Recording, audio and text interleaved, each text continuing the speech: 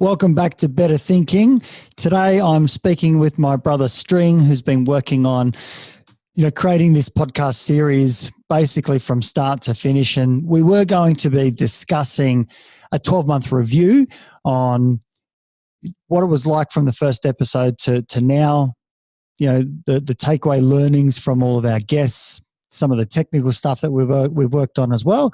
But unfortunately, today has been really so much more blanketed by the topic of coronavirus, COVID-19, and obviously the devastating effects it's having across the world. So we thought it's probably wiser to spend some time discussing this space and what it all means, what we can go out and do as a community, as psychologists, as care providers, as parents, as loved ones, because we're certainly in unprecedented times, and it looks like this epidemic is literally affecting everyone around the world. So, String, welcome to the show.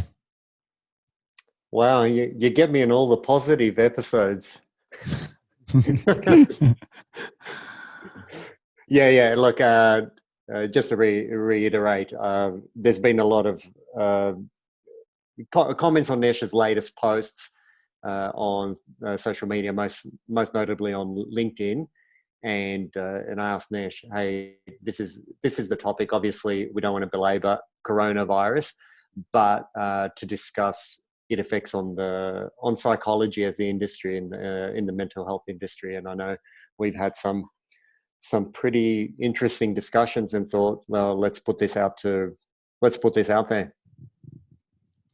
It's a fairly difficult topic, I think, to talk about because there's so many different layers, and I think the first layer, number one, is the devastation in terms of the health effects of corona. There's clearly people dying.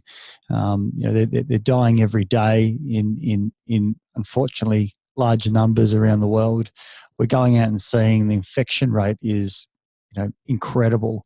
I think a lot of us, when coronavirus was first announced that it's an issue or it's even a thing, we're very much dismissive of the whole space and what does it mean. It's like, oh, it's just a different version of the flu. People die from the flu each year. It's not that bad. But unfortunately, the medical professionals who really knew what they were talking about were quite concerned from the start. And so it seems like there's been a delayed response because we just haven't simply known what the effects are. And it makes a lot of sense that we're a bit complacent, that we're a bit, she'll be right attitude versus taking it seriously and jumping on it immediately. And clearly even governments that you see what they've done, at the moment, right across the world, with shutting down countries, shutting down borders, shutting down all businesses except for essential services. Even they didn't jump on it very quickly because they didn't know themselves either. So it's a very, very hard space. But I think the first layer is everyone's health. The spread rate, how incredibly dangerous coronavirus is, particularly to the elderly, and unfortunately how many people it goes out and infects means that our hospital service, our health services just cannot cope, and people are effectively unable to get the treatment to give them a greater probability of survival. And so we see larger deaths in countries where their hospital services are flooded. That's layer number one. Yeah. And to probably go off on a little bit of a tangent from that, look, the doctors are saying what they're saying. They know best. We're taking that advice.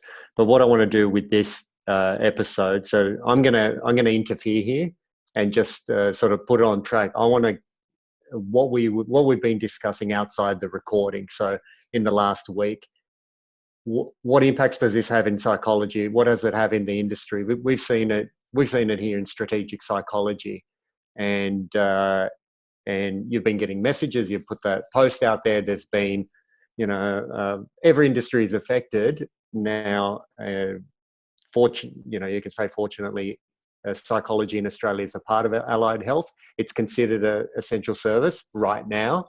As we know, the government's been changing, adding things to the to the shutdown list. It seems every few days they're scrambling as well.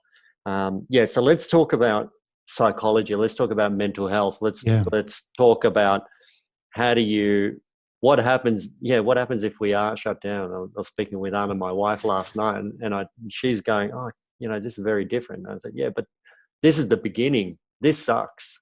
And this is the beginning of not seeing anyone, not seeing the grandparents and family and friends.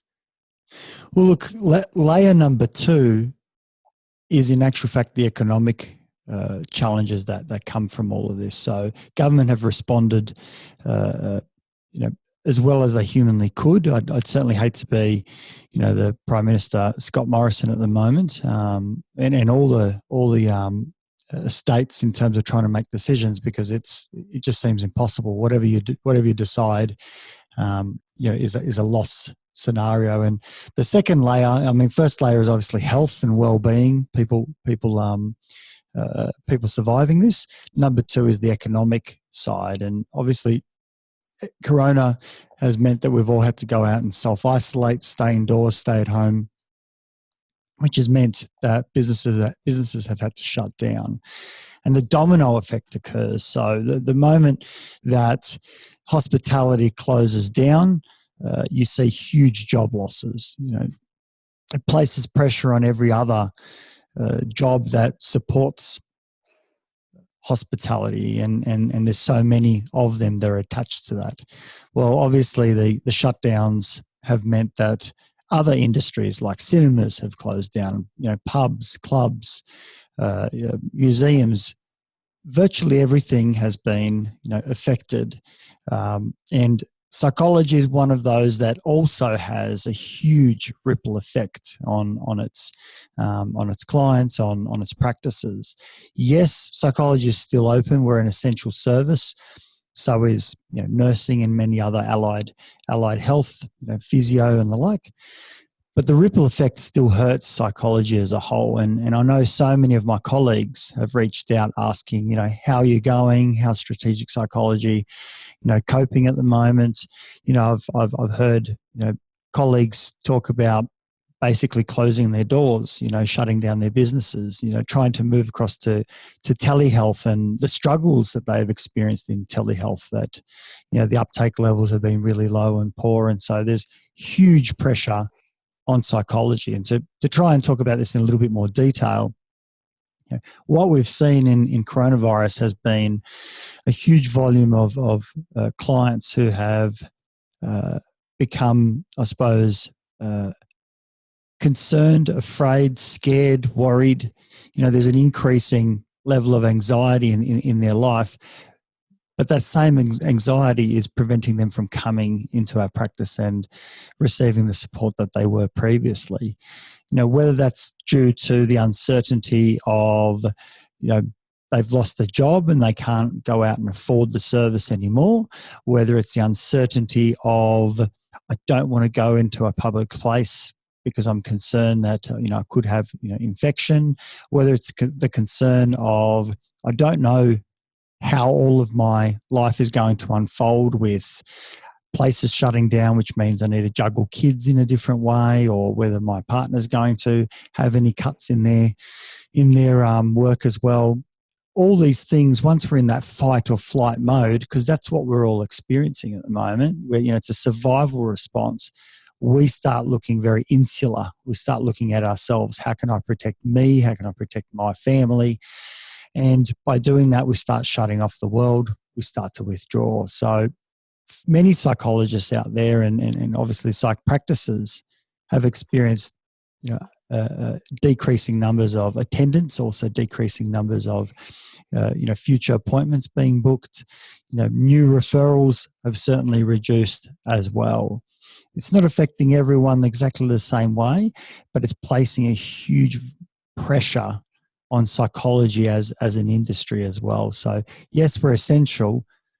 However, we're also at threat as well. Interestingly, though, psychology is the lucky ones, right? So we're being left alone, so to speak. That we're the survivors. Government hasn't said you've got to close up shop. Certainly not yet. All the other businesses, and this is what saddens me so much, tens of thousands of Australians and people around the world have lost their jobs. Done. There's no income coming in. It's finished. I think recent report that Myers is going to shut down. I'm not sure whether it's all or quite a number of their premises, and they're going to lose 10,000 jobs. That's 10,000 families. So it doesn't just affect 10,000 people. It affects maybe 25,000 people. And what's the follow-on, the domino effect of that? We've seen massive cuts in other large industry, airlines and big companies, huge redundancies, huge cuts of hours.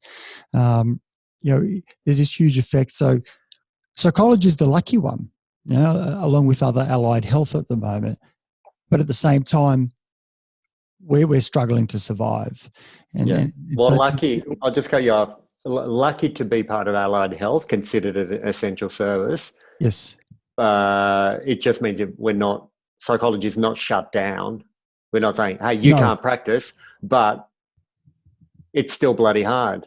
It's still the practicing is where the clients, what do you, we'll get onto it.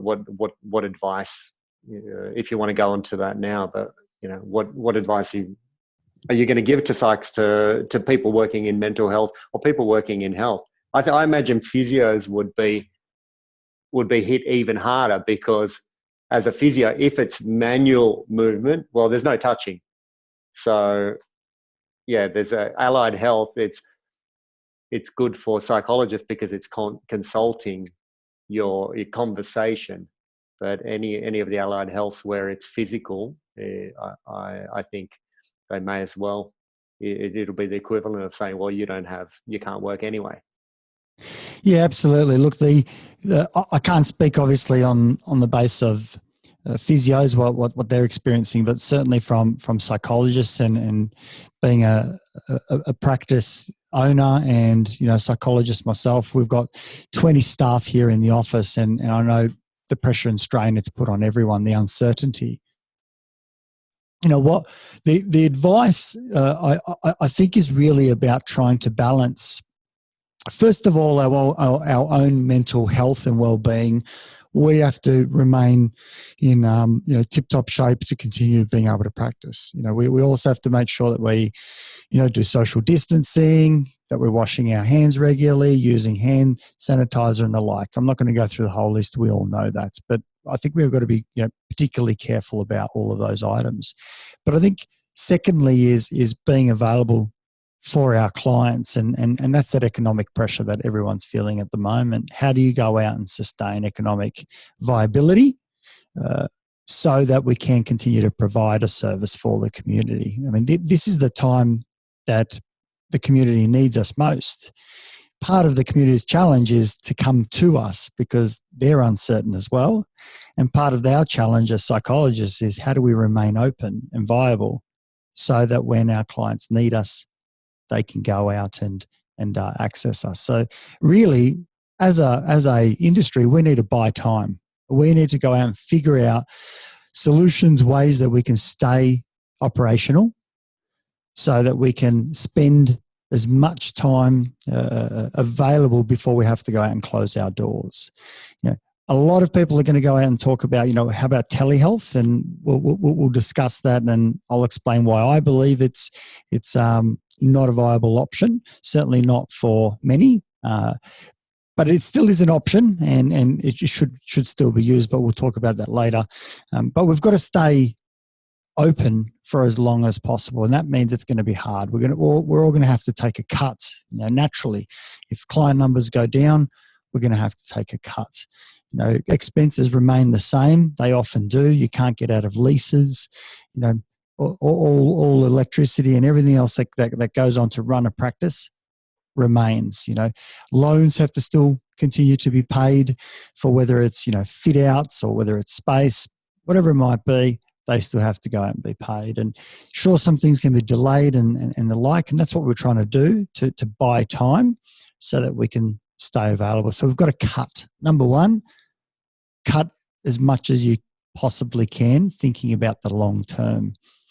What we need to do is balance cutting costs, cutting expenses with longevity so that we can go out and be available. So we're going to have to cut and at the same time do our best with revenue. How do we go out and create revenue? Look, my best advice is, I know so many of us frantically panic, as I have. Maybe not panic, but we certainly up the game. We up the ante. We start looking at solutions, control a whole lot more. The thing that we can control best is the decisions that we make. And I know that there will be naturally a tendency to try and diversify.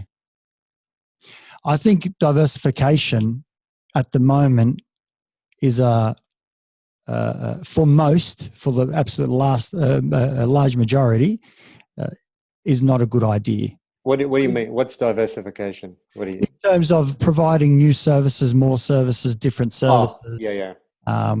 Products, whatever it might be. I'm gonna interrupt here because, as you said, upping the ante. I know what the last 2 weeks have been around here. I know you haven't slept a lot. And to timestamp this episode, we're recording now. It's a Saturday. It's March 28th. And this morning, you've been in the office since when? I got in about 10. About 7. A little bit before. Yeah. In 7, and you actually have a client, so you're booking clients on the weekends to get the practice through survival. And with the team, with the meeting that we had on Tuesday, you explained it quite well. This is a time for the practice and for the industry to work out how do we survive, because we don't know what the length of time is here. And go on to talk about what I don't want to be skipped here is that post that you did on LinkedIn where you talked about the industry as a whole to help each other. So it's not about the survival of strategic psychology. I think, look, we're confident that what we have in place will go through. But as an industry, talk about whether you want to read that post or elaborate on it, because I think it's important. That got the discussion going. I'll definitely go into that. Let me just finish up on that viability comment. The reason why I'm saying diversification, or the viability of diversification, isn't clever. When there's economic strain, there is an uptake on these things. Unless you're very, very niched, where a new market arises, it's kind of ridiculous to go out and do so. And I think that in some sense, falls into the hands of the telehealth conversation, which we'll touch on a little bit later, as to whether that makes sense. And it might make sense to some, it might not make sense to others. But in terms of what we need to do as an industry, part of the balance that we have is our own commitment to making this work, and I think strategic psychology specifically will succeed in being able to do that.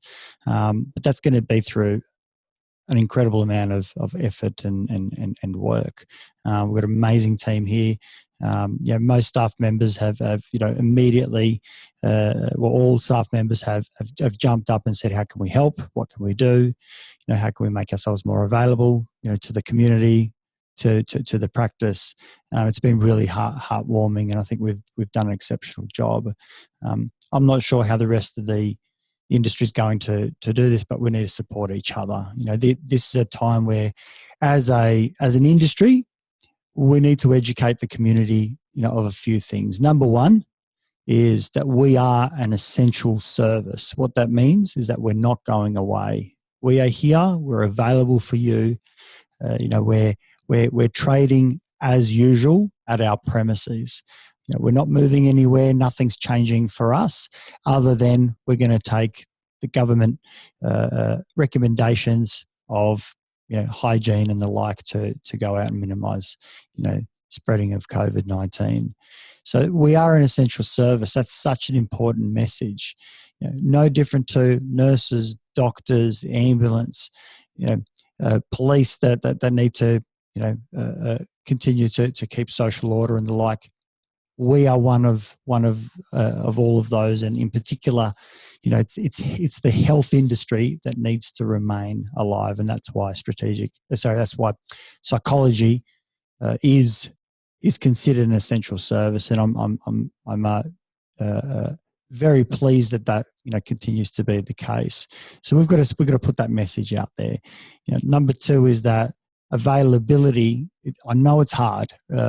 Practices are struggling with costs, and when we have that, we've got to go out and reduce everything that we can. This is the time where psychology, I think, can stand up and shine.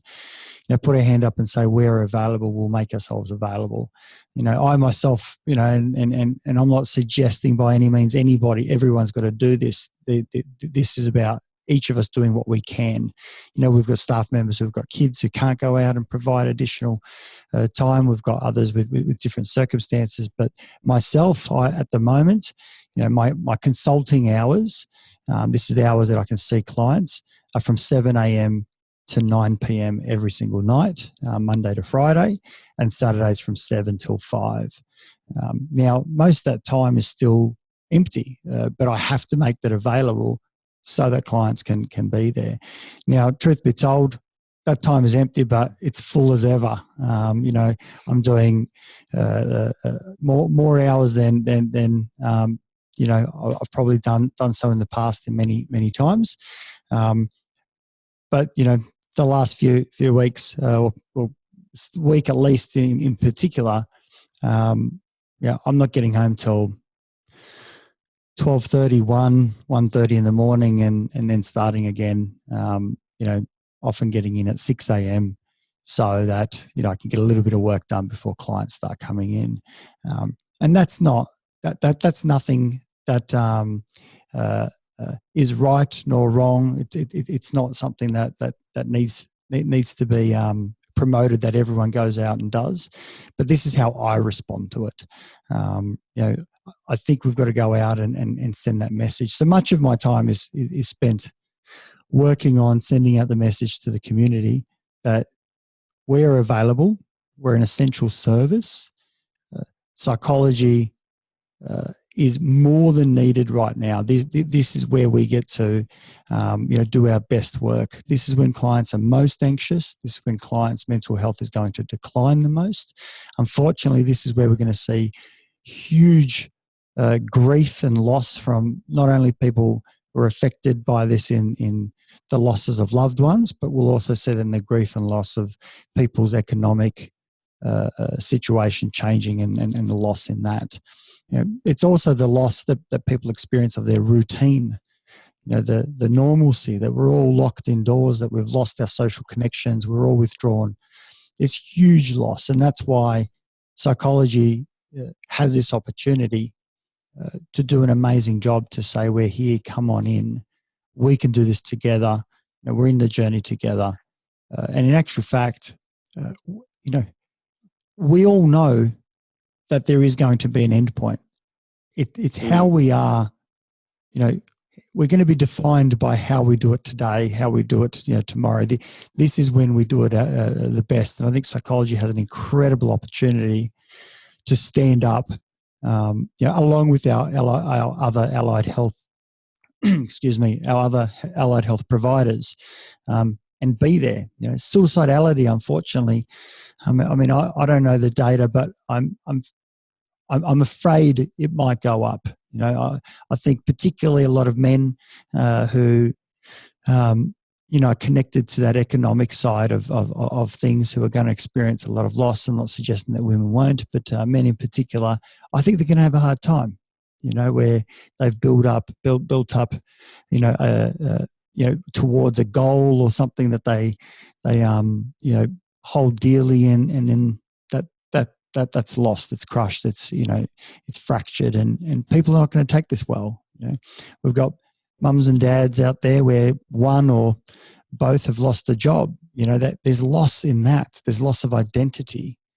There's loss of, what we were hoping for our kids will get from their education, and they're not at school in the same way. We're now running online systems. There's so much hardship, change going on, and we see. I mean, even when think about postnatal depression, so much of that relates to the contextual changes that occur. It's not just a hormonal change; it's losing your social network or a change in your social network. It's your sleeping that goes out. Not to mention stress and how people's sleep is at the moment. It's about your role changing, your identity. There's so many aspects. Well, in the same way, COVID-19 is doing that. It's giving us massive change that it's really hard to adjust to. So psychology needs to go out and be available where we can. My way is let's get in there and put in extra hours. So my time at the moment is occupied with a lot of social posts, trying to send that message, speaking to my GPs, speaking to referrers, reaching out to staff, seeing how they're going, making sure that I, do more touch points with friends, making sure that the fundamentals, when we think about who and what's important, are looked after. And so I think, and us as an industry, as psychologists, as health providers, this is when we need to go out and do it best. Self-care is going to be a big one. A lot of people have reached out to me and said, Nesh, look after yourself. And this is how I look after myself. If I wasn't doing these hours, I would, I think I'd start feeling depressed, right? Because it would feel like I'm helpless, hopeless. The fact that I can go out and try and do something, I feel like I'm fighting Corona, right? This is my way, but this isn't everyone's way. So for me, it's going to be about 100+ hours a week. I'm also fighting for other things. Obviously, we have a practice here to try and maintain. We've got staff wages to try and maintain and their families. We've got clients to look after.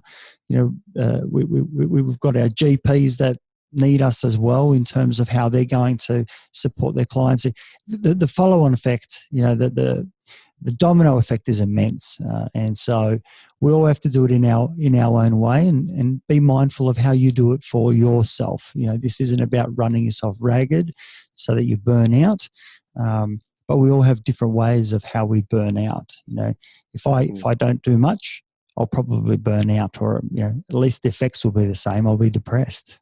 Yeah, and you've rearranged some stuff as well, because look, you're a dad. You've got Natalia, your wife, 2 little kids, and yesterday it was, hey, I need to be in the practice doing work.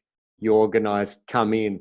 So your lunchtime, or was around that time, it was time with the family, because you're not getting it. You're not seeing them before work. You're not seeing them after. So they're asleep before you leave, and they're asleep by the time you get back.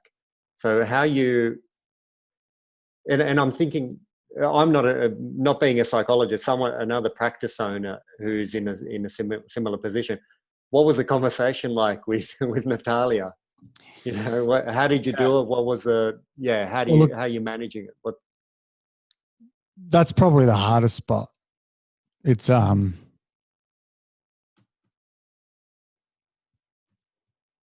being away from your family hurts the most. And for me, this isn't a choice. This is what I've signed up for. As a psychologist, as a practice owner, as someone from the community, my own character, all ask me to do the same thing. And even though it goes out and somewhat feels like it's in conflict with my family, that family time that I want to be there, I leave when it's dark, I come home when it's dark. This can only happen if you've got a supporting, an incredible family and in my instance, an incredible wife who basically is a sole parent at the moment. The conversation was a hard one because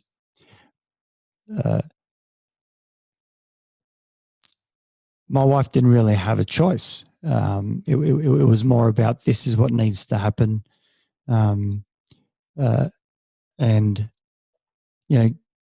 I need you on my side at the moment. Natalia's incredible and great, and she understood and got it. She's probably more afraid of me, cracking, breaking down, being tired and my own health. I know that because every morning she brings me, has fruit there available and gives me vitamins and stuff, and tells me what I should do for extra, germ protection and the like. But without her to look after the kids, these 100 hours, my control mechanism wouldn't be able to happen. But it's a hard conversation because I'm kind of saying I'm not going to see my children for a long time. Of course I'm going to see them, and I saw them yesterday, first time in the week, for an hour, and that was beautiful. But obviously the kids had to come to the practice. I met them downstairs. We went, to the little grass area and had a bit of a run around and, played games, and that was lovely. It's just heartbreaking when they cry, when you're leaving to go back upstairs. That's the human toll, right? And I'm the lucky one. That's the crazy thing, we're the fortunate ones, we're the lucky ones, we're the ones that are, doing better. There's the vulnerable who have already lost everything, so this is a crazy world,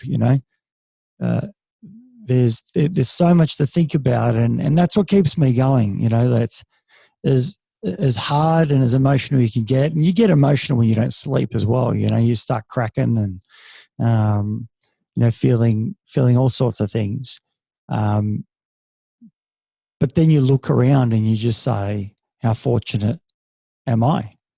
How grateful am I? All the most important things in life are still there. At least, lucky enough that coronavirus hasn't touched my family yet. Lucky to have incredible, immediate family, wife and kids, parents, yourself, who are all supportive, and we're one big family, and not to mention my wife's parents, in-laws, and her brothers as well. They're so supportive and understanding, and we're the lucky ones. So many in the Canberra community, so many in the Australian community, and the world are going through hell at the moment. That helps. I think that helps to recognise that, to notice that, to pull out and have a little bit more of a macro perspective. And if I'm the lucky one, I need to be on the front line, providing support, providing mental health support as much as possible, because this is going to end. This will pass, and this will be a conversation, as have the, unfortunately, it feels like the bushfires conversation has died. It's gone, and the truth is there's still many who are suffering, from loss of life, from loss of property, from loss of, livestock, from loss of, the environment, yet it's gone. And maybe in some sense that's a good thing, that we can forget. so that we're not bothered by, so much misery, and we can kind of look positively and optimistically in the future. At the same time, I think we need to look back and remember to be grateful. We've got to do this together as a community, and this is why I'm posting so much about go out and look after each other, support small businesses. Not because I run a small business, but because this is how we're going to get by. When we see frontline workers, let's go out and help them. Let's offer them a cup of tea, a glass of water, a coffee, encouragement, whatever it is.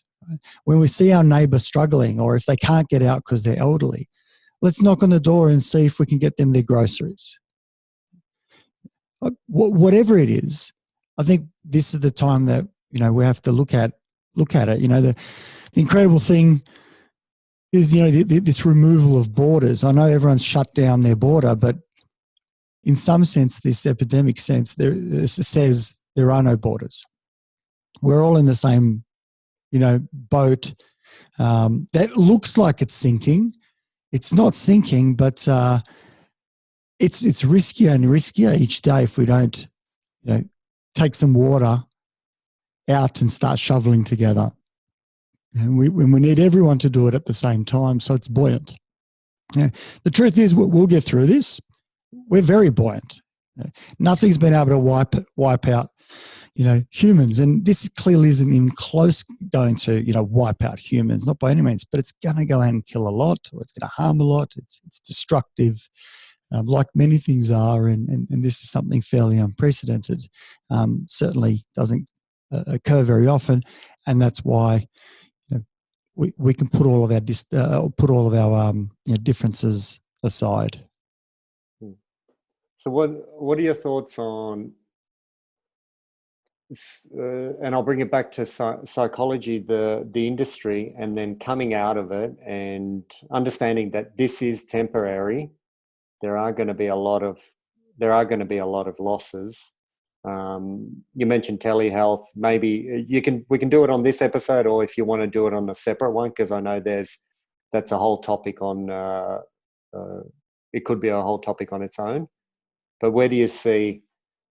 What do we do in this meantime? Apart from everyone does their own thing. Do the best that you can.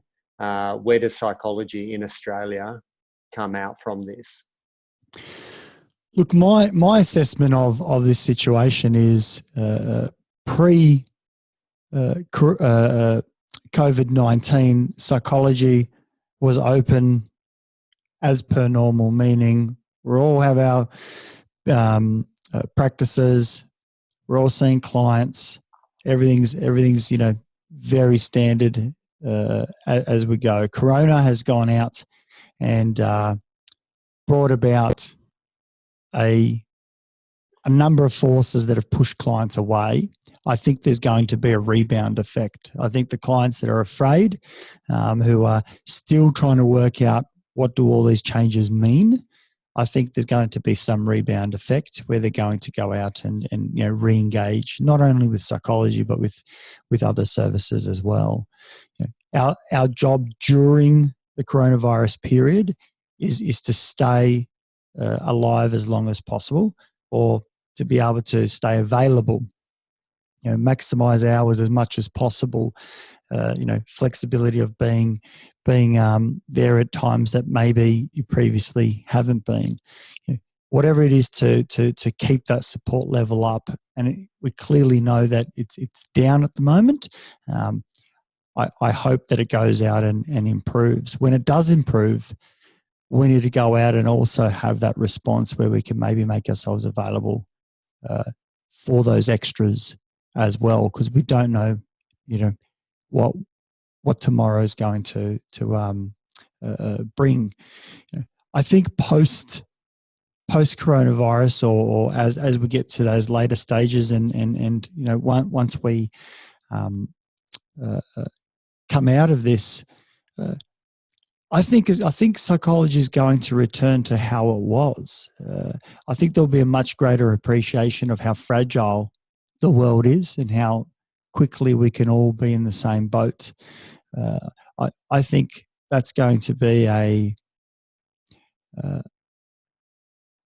beautiful side effect that we all appreciate. You know, where it's kind of like a leveler. You know, everyone's in that same space. I remember when I went to the army in the first, you know, one of the first things that they go out and do is they cut your hair off. So everyone walks in, the barber, and they immediately just pull out the clippers and just shave your head off, right? Or your hair off. And, you know, you look around and everyone looks the same. You don't know anyone, so you can't connect with anyone. You're all just by yourself. But at least you look around and you say, we're all scared, we're all afraid, but we're all here. And so we'll help one another. And the bonds that I've developed in the army have stayed with me for a lifetime. And I think psychology will remain the same, but I think our bond will be much greater. You know, the way that we've come together, I think the leadership that we've seen from, you know, the APS in particular, in speaking with government, in looking at telehealth provisions, in widening who can access the telehealth service. All these different initiatives, you know, even previous to with the bushfires, they demonstrated that leadership as well. I think as a industry, this unites us. You know, hardship always does. The harder it is, the closer we get. And I can't think of anything that's harder than, you know, COVID-19. I hope I never see anything harder in my lifetime. You know, this global epidemic is mind-boggling. So I think we're going to come out better. I think we're going to come out stronger. I think we will also appreciate we need to be more agile as well with things like telehealth and how we go out and think about those, because clearly there's been gaps that have been identified in this process. You know, that's another positive side effect that we can now see that we can fix. So there's going to be a lot of work to do after this, but psychology is going to be, you know, strong, alive, and well.